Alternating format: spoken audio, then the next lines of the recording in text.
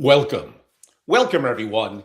It's Angelo Robles. And if you're live, it is Tuesday at about 11:30 a.m. I have something that I've been really looking to get off my chest. Now, I did a program that was a little bit related to this last week, but it was like I can be sometimes, a little impromptu, and I wanted to flesh it out and give it more thought. So, without further ado, the last family office? What comes next? The org chart, I argued, is already obsolete. So what is the family and really a family office for? As I referenced, a week ago, I made the case that the org chart is already obsolete. But I kept thinking, because that argument, as true as it is, still frames it as a loss, and I didn't like that. What if it's actually more of an invitation? Today, I wanted to make the case that the families who see this clearly aren't losing a structure. Don't look at it that way. They're building something the world doesn't really have a word for yet. So, from my perspective, the honest framing that I don't think most advisors or family office consultants will give you, or just simply don't know, the family office as it currently exists is a human solution to a human bottleneck. It exists because talented people with specialized knowledge are scarce. Loyalty is scarce. Discretion is scarce. And coordinating complexity across legal, financial, accounting, operational, relationship, or relational domains simultaneously requires expensive human judgment applied continually. AI eliminates most of that scarcity within a decade, flat out. Not partially, not in the junior roles while the senior roles stay intact. Across the whole stack, the analyst, the controller, the tax strategist, the compliance officer, where applicable, the investment researcher, the estate planner. They're all knowledge workers doing pattern matching and synthesis work in kind of a structured domains. That is precisely what AI does best and is already better at than most of humans currently drawing compensation, so to speak, to perform it. The families that understand this are not as worried. The families that don't are building teams, locking in compensation structures, and investing in technology implementations that will look like category eras. Forget 10 years, in 6 to 8 years. It's not a maybe, it's a matter of when. I could be imperfect on my timing. I don't think so. Some people, like Dr. Alexander Wisnergross, think my timing is way too slow. It's going to happen sooner. What survives the transition and what doesn't? Here is the part no one in the traditional kind of family office advisory world says clearly. Most of what a family office does today survives only as automated infrastructure. I'm sorry, not in the way we're thinking about it as human employment. What actually survives in the human form is smaller, in some ways stranger, and more important, there's hope here than what exists now. Judgment at the boundary conditions, the decisions where the answer is not derivable, if I make up my own word, from data, where values and mission and risk tolerance and relationship consequences intersect simultaneously. AI will bring extraordinary clarity to these moments. It will lay out the landscape, sure, model the scenarios, map the second order consequences, very important. The human sovereign is then required to make the call that no model relatively near future should make. Not because the human is smarter, it won't be, but because the human is accountable and the mission is theirs. I'll begin a little bit with relationship sovereignty. The rooms that don't have a guest list, the relationships that are not transactable, the trust that is not able to purchase. These become more valuable as AI commoditizes everything else. When any family can generate, any family, a sophisticated investment thesis, the advantage migrates entirely really to only think about it: execution, access, and the relationships that make access possible. The family's building sovereign networks now, not LinkedIn networks, not conference relationships, actual governance relationships with people writing the next, or we got almost 75 years left in this century. This century's rules are building the one mo AI cannot simulate. How about also cultural authorship? Who the family is, what it stands for, why it exists, what is it building towards? This is not a branching exercise. It is the constitutional act that determines every downstream decision. In a world where synthetic intelligence can execute almost anything, the question is not, can we do this? It's, what are we for? The families that have answered the question with real precision have an organizational coherence that no amount of AI capability can substitute for. The families that haven't are just capital looking for instructions. What I call now a layer 3, the civilizational portfolio. Assets chosen for a world that doesn't exist yet. This layer is not operational. It's strategic and philosophical. It is a layer most family offices never had because they were too busy managing the complexity of the present to design for the structure of the future. Now, civilizational portfolio is the family's deliberate accumulation of positions in the specific forms of scarcity that survive labor to zero and energy to zero transitions. And those days are coming. These are not financial positions in the conventional sense. They're claims on what matters when conventional scarcity is gone. Gone. Sovereign rights and access. Stay with me. Sovereign rights and access.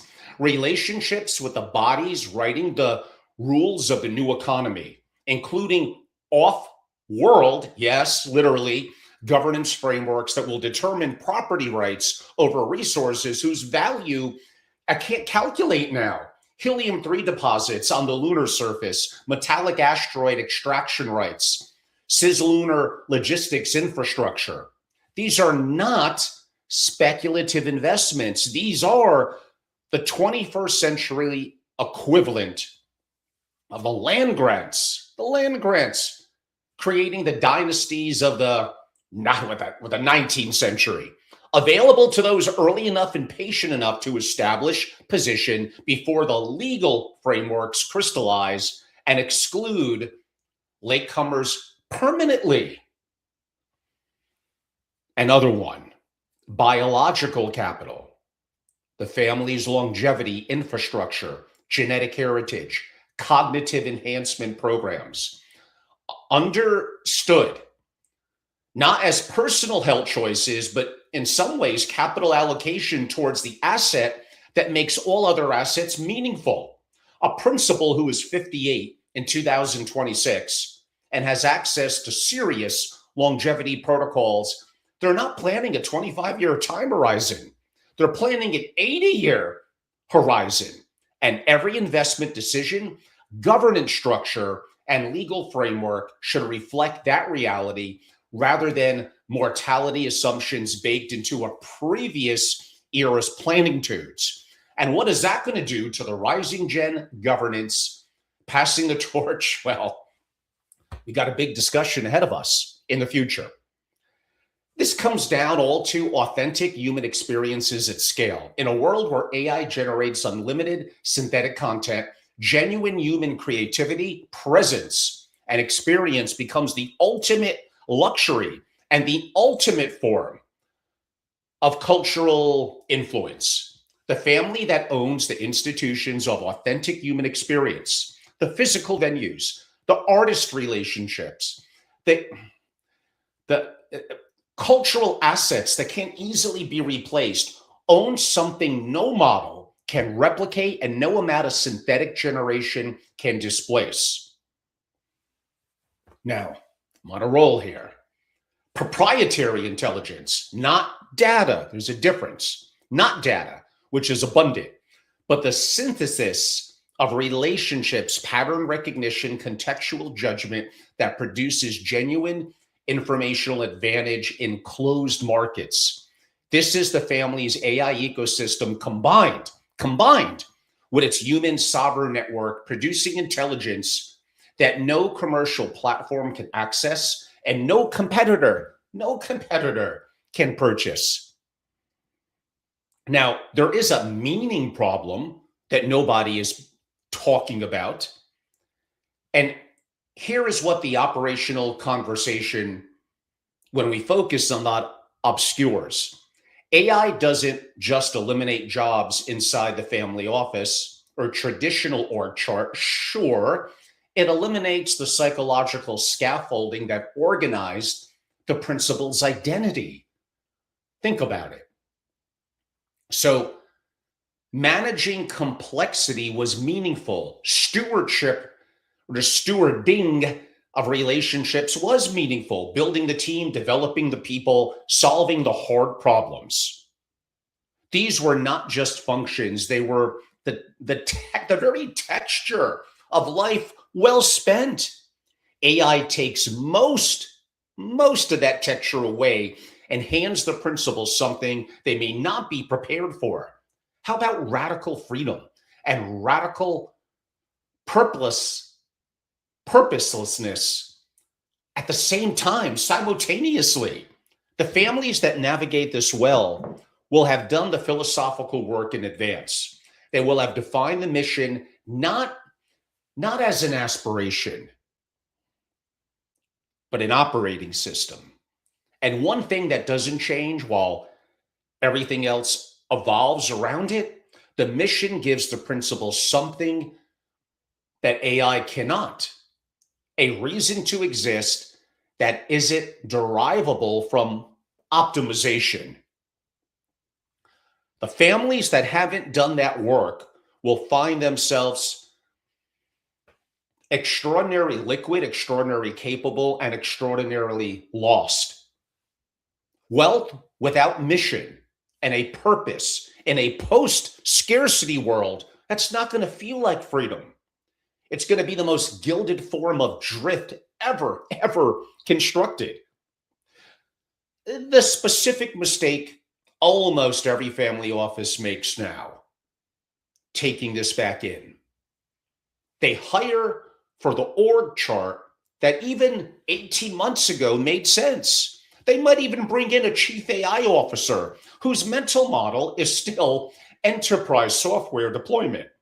They build AI tools on top of legacy organizational structure and describe it as transformation. It's not. They treat whatever the 5, 7, 10, 12, 20 human roles as destination rather than the current best approximation of an answer that will need to be rebuilt again, if I listen to Dr. Alexander Wisner-Gross, in maybe 18 months, maybe 36 months. The families actually ahead are doing something that looks almost irresponsible in the traditional sensibility. I get it.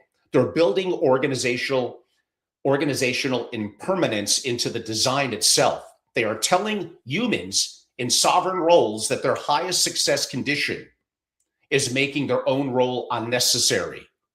Building AI infrastructure that justifies the human stepping back to a purely boundary condition of governance. They are building frameworks that assume the structure will look fundamentally different because they know as such. Let's even go 36 months out, 3 years, and creating decision processes for navigating that redesign with intention rather than crisis. They are treating the enterprise not as an institution to be preserved.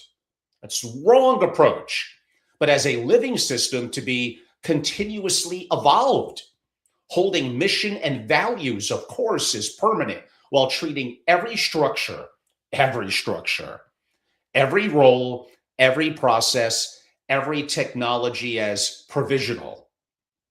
The question underneath everything we keep asking, and was in my subtitle, what is the family for? As if it's a philosophical endpoint, but it isn't. It is the most actually operational question at the table. Families with genuine clarity about what they are building make better decisions at every layer. The mission defines which AI capabilities to develop. It defines which sovereign relationships matter. It defines which longevity timeline is actually required to see the work through. Think about it. It defines whether off-world infrastructure, I know I'm getting a little out there with some of you, is relevant or irrelevant in a, 100-year plan. The mission is not a value statement for the website.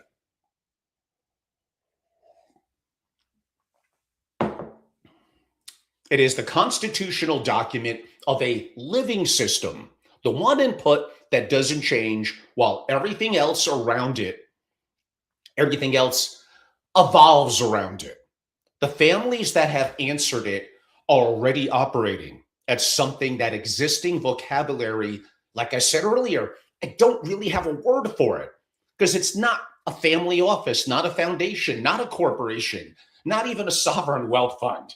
It's something new, a post scarcity civilizational unit with a mission, a living intelligence infrastructure, a sovereign human core, and positions in the form of scarcity that will define control, power, and meaning, maybe for the next 100 years. The families that haven't answered it are still debating the org chart. The distance between those two positions is growing faster than anyone in the traditional, which is everyone, traditional family office space is willing to say out loud or capable. And ignorance here is not a neutral condition. It compounds exactly like everything else in this world. So, kind of where this goes next, we are entering territory for the traditional family office world that it really has no map for. The transitions described here are not theoretical. They're already underway. And the families positioning for them are not waiting for a consensus or conventional wisdom to catch up. What this moment requires is not more consultants, advisors, employees per se. It requires a network operating ahead of the curve, one with sovereignty, AI blueprints, the pure intelligence and proprietary frameworks that are forged inside the ecosystems that have already or are already beginning to navigate what most family offices haven't yet imagined. And yes, that is the architecture of my private intelligence and strategy community, SFO Continuity, a membership of upwards of 100 incredible family offices, and proprietary content thinking roundtables dedicated to them. And these are frameworks that are already being developed inside effectively a 100 billionaire quote unquote ecosystem that are not available anywhere else. Hey, I know I could get a little passionate. Maybe I got to adjust my mic. I'm probably getting a little loud. This is a subject that I started beating on 18 months ago, picked up the pace about a year ago, and have been pretty relentless, especially over the last 6 to 8 months. I know I'm directionally correct. We could debate some of my timelines. And I'm going into this with a little bit of fear and unknown, of course, as well. I'll be impacted relative to what I do. My son, who has a future ahead of him. One of the things I recommend for the families and for the family office executives that are part of my community, I want your children, I want your grandchildren to attend, to be immersed in our content that you could share, our forums, and my master classes that I host. They are absolutely the future. And I want to help. I want to be of value. My message today to some might have been enlightening, might have been shocking, and to others may have been gravely concerning. I understand. I'm a 60-year-old person. The ability to evolve and adapt does become harder as we develop a level of our skills that have utility, our experiences, and our successes tend to anchor us a little bit in how things are now or how they're always going to be. They're just not. The industrial revolution, what I think I heard someone, it might have been Dennis Sassabis, like it evolved over 100 years. And what we're seeing now is his words 10x as consequential at 10x the speed. The train has left the station. Many of you heard my February more tech AI update. Go back and check my Ad Family Office on YouTube if you didn't. February was like a month like no other.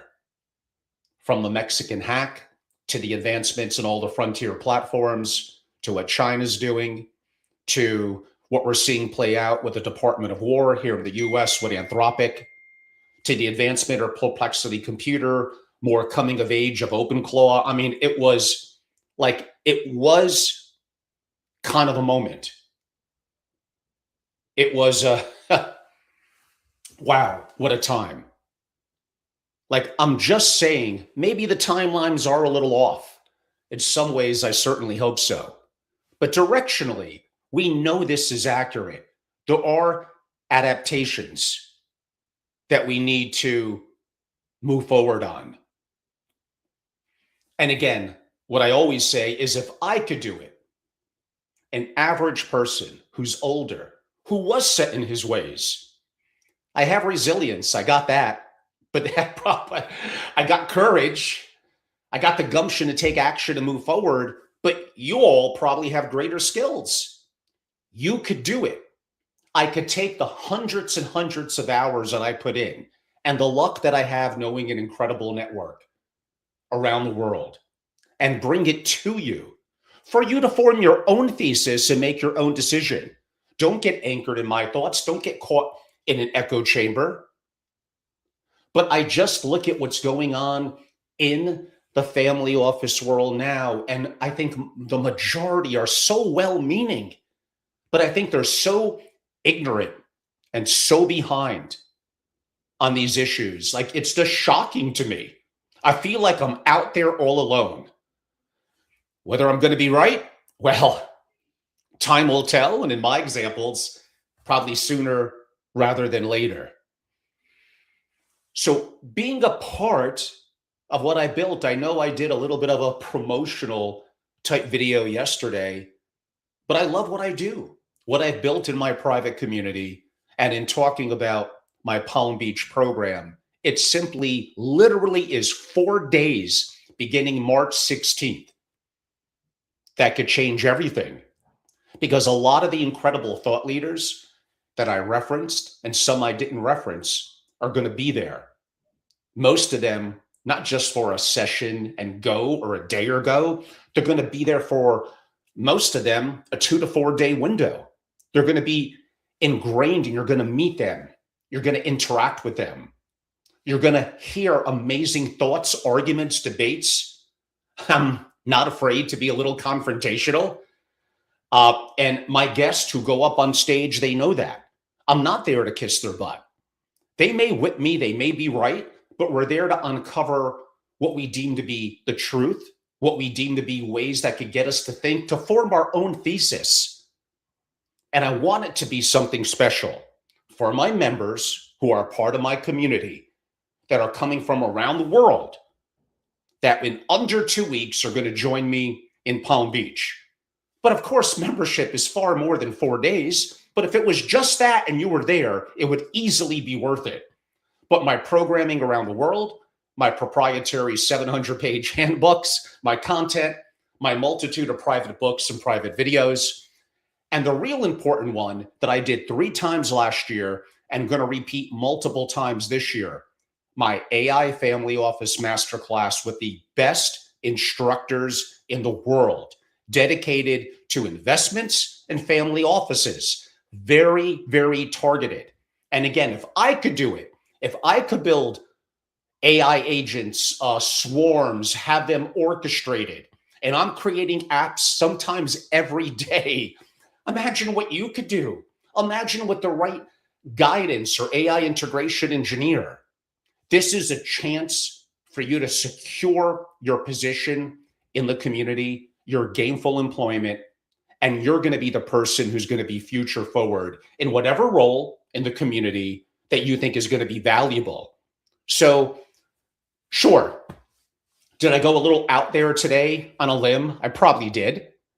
And that video is going to be up unless YouTube takes it down. They actually took down 5 of my videos in the last 4 or 5 months. Like, I have no idea why. Who knows? But this, we could look at this in 6 months at the end of the year, a year from now, 2 years from now. I've done this before. Where was I right and where was I wrong? Even if it's about 50-50 and that timeline is not quite enough to really have this play out, 18 to 36 months, I think, will be very intriguing. Even if I am half right, what does that mean? George Soros, I can't believe I'm quoting George Soros. We couldn't be on further political perspectives, but an incredible investor. I got to give my credit where credit is due. It's not how often you win or lose. I could be right 90% of the time, but they're on inconsequential things. And the 10%, like someone in poker or gambling would understand. Not that I know too much about that. A little in poker. That ratio doesn't really matter. How much you win when you win and how much you lose when you lose. I could be right maybe only 10 or 20% of the time, but if there's such big directions, that's what matters. So here I am, yet again, alone in this push to the future forward in AI, and afraid of some of the things that I'm seeing and how the world is playing out. I mean, why am I stuck in my head of enjoying geopolitics and macro? It's just torture. Coupled with AI, like I'm in the fire. Now, there were a good number of comments. Charles, you are always the best, aren't you? Let's take a look at some of the. Okay, I see some probably more comments than questions. Charles did note, I totally disagree with Dr. Alexander Wisner-Gross on many points, especially in his approach to Frederick Soddy's wealth, virtual wealth, and debt, a radical critique of conventional economics. Charles, you are always awesome with comments. You look like you're probably a little too smart for me. Make sure I never debate you. But really good comments today in the comments. I greatly appreciate it. And again, any of you can reach out to me via DMing me, direct messaging, and social media. Probably LinkedIn, maybe X would be the best for that. follow me across all my socials. And if you really, no matter where you're coming in from, you're an entrepreneur, you're a principal of wealth, you're a rising generation, you're an executive in the industry, I know my membership could help you. And right around the corner, a chance to meet in person at my largest marquee program over 4 days. I'm going to be there for 7 or 8 days. Oh, come on, there's some of the best cigar bars in the world. Churchill Cigars on Worth Avenue, giving you kind of my secret location now. And I don't mind a little bit of poker and fun at Davidoff Cigars as well at the at that Hard Rock Casino in Hollywood, Florida. So always great to be in South Florida. Lots of travel upcoming here in greater rural Connecticut, Jackson Hole, Wyoming upcoming, and a trip to the Milken Conference and various member lunches I'm hosting and things I'm doing there in May. So this is going to be an incredible year. I was on stage in Palm Beach last year and told many of you my futuristic hat, what was going to happen. I was about 50-50. But again, I go back to what did you miss for what I was right on, and how consequential could that be for your family and your family office? I guess I got all sorts of comments coming in. I usually miss the show. Charles, I think you mean I do a lot of things live and impromptu. This one I planned out a day or two ago, but I just put it on my socials about half an hour ago. Now, in theory, you should have your notifications on YouTube and LinkedIn, but I find that to be very random. And sometimes it's the decision of the platforms who they want to promote. So for these digital programs, I usually do one or sometimes two interviews a week. I'll do one or two solos a week. When I'm traveling, I'll do much less. But there's also times where I do 3 or 4 in a week. I don't find many people doing many solos in the family office world. That doesn't mean that I don't think they're smart or have something to say. It's just not their thing. So it's a little bit of one of my calling cards. Again, I'm willing to put myself out there, and I'm a wrong my fair share. I do understand it. Damn it, I'm just not wrong on this with AI and family offices. You're only allowed to bait me on my timeline. It on my website, and even on my website at angelorobles.com, I don't go too much into the digital. It's more the core philosophies I believe in, what I do, my experiences in the industry, some of my speaking roles around the world when I travel, and really my focus on membership. So I think there's tremendous value in going to angelorobles.com and in my events tab. And I keep that a little vague sometimes, but it gives a little bit of a calendar for some of the events I'm doing this year. I don't like to list the agenda for what I'm doing in Palm Beach, because a lot of this, like 70% of my speakers are actual families, incredible entrepreneurs in family offices. They don't want their names so publicly out there. So I keep that a little more under wraps. My members, of course, get all of it. So DM me, email me, angelo@angelorobles.com, call me, text me, yell at me, disagree. I want to hear a lot of the opposing perspectives. I don't look to be caught in echo chambers. It probably sounds like I do, but I promise that I don't.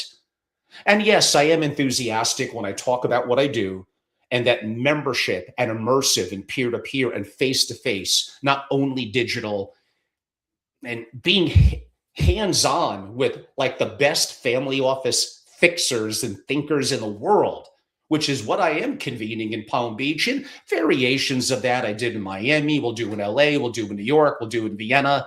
We'll see about my Middle Eastern trip in October, that may be, and I've been invited to speak at 2 things there. So let's see how that plays out.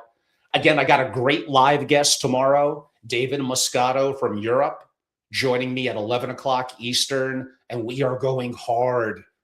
A little bit of geopolitics, a little bit about his history, family history, how families survive generations, his experiences in Europe, and some of the most iconic names and brands in the world, and mitigating risk through owning banks and insurance companies, or controlling banks and insurers, VC tech, AI. Like, I don't know how we're going to get all that in 1 hour. Maybe he'll give me an hour and 20 minutes. So Got a lot going on. Again, learn more, follow me on social, join, be a member. We are very different in the family office community. And going even a little bit back to my event beginning March 16th in Palm Beach, like 60, 70 real investors and family offices. I only got two sponsors. Maybe I get one more. And like three or four other more thought leader speakers. My ratio, not only is it a five-star venues and settings over multiple days, not only is it, I think, like the best agenda over multiple days in the industry, that's very much 98% non conflicted. I have an incredible ratio. The quality of my families to others, the volume, it's incredible. And I know many of you go to things that aren't so incredible and it kind of sours you on the industry. If you're not paying as a family, like what do you expect? You're going to get heavily sponsored content because you're the appetizer, you're the dessert. You got to reverse that and spend money to have the value of a true community and membership organization and higher level events where hopefully you 10x, 100x, 1000x what you pay into it. Enough. I got things to do, more things to write, a cigar to smoke. So I'll take one quick look. Oh, Charles, I didn't know you're from Vienna. So I love Vienna. My good friend Alexander Galambos in the family office world is there. It's a beautiful city. I have the world's best hot chocolate, Wiener Schnitzel, and other goodies and incredible people. And I know some of you think I kind of crap on Europe a lot. I don't mean to. There's so many things about Europe, and lumping it in, it's unfair. Like Austria, Italy, UK, Finland, they're all awesome in their own way. They're all different, and I greatly enjoy so much going there. I just think there's so many things they F up. But, and many of you have heard my conversations on that, especially the ones we do live in debating format in person. Uh, you're very kind. I'm probably going on too long now. And me using F bombs and things like that means I'll get even more marginalized by the platforms. So now I'll get like 20 viewers, not 300. We shall see. I got to have Alexander Wisnergross on. That was my most watched video in probably 2 years, probably about 37, 38,000.